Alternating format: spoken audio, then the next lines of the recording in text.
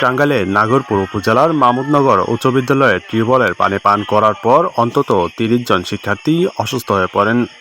অসুস্থ শিক্ষার্থীর মধ্যে মাথা ব্যথা, বমি বমি ভাব, পেট ব্যথা সহ বিভিন্ন উপসর্গ দেখা দিলে তাদের স্থানীয় স্বাস্থ্য কেন্দ্রে ও হাসপাতালে চিকিৎসা দেওয়া হয়। মঙ্গলবার 23 জন বিদ্যালয় চলাকালে এই ঘটনা ঘটে।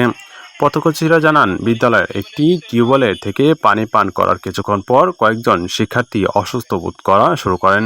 পরে একে একে আরও শিক্ষার্থীর মধ্যে একই ধরনের উপসর্গ দেখা দিলে বিদ্যালয় জুড়ে আতঙ্ক ছড়িয়ে পড়ে। তবে ধারণা করা হচ্ছে টিউবওয়েলে কিছু বীজ জাতীয় মিশানো হয়েছে। খবর পেয়ে বিদ্যালয় কর্তৃপক্ষ, অভিভাবক ও স্থানীয় প্রশাসনের সদস্যরা ঘটনাস্থলে ছুটে যান। দ্রুত অসুস্থ শিক্ষার্থীদের চিকিৎসার ব্যবস্থা করা হয়।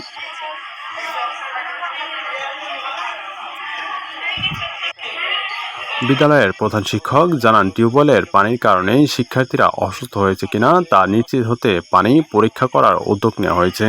এ বিষয়ে উপজেলা স্বাস্থ্য বিভাগের কর্মকর্তারা জানান, অসুস্থ শিক্ষার্থীদের প্রয়োজনীয় চিকিৎসা দেওয়া হচ্ছে।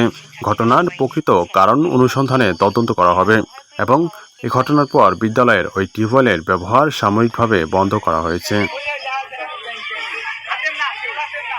করে এবং এখন পর্যন্ত উনি যেটা বললেন 2 জন ক্রিটিক্যাল অবস্থায় আছে। আমরা খুব দ্রুত তাদেরকে এখন টাঙ্গাইলে আমি কথা বলেছি, তাদের ওখানে রেডি আছে, দ্রুত তাদেরকে এখন ওখানে নিয়ে যাওয়া।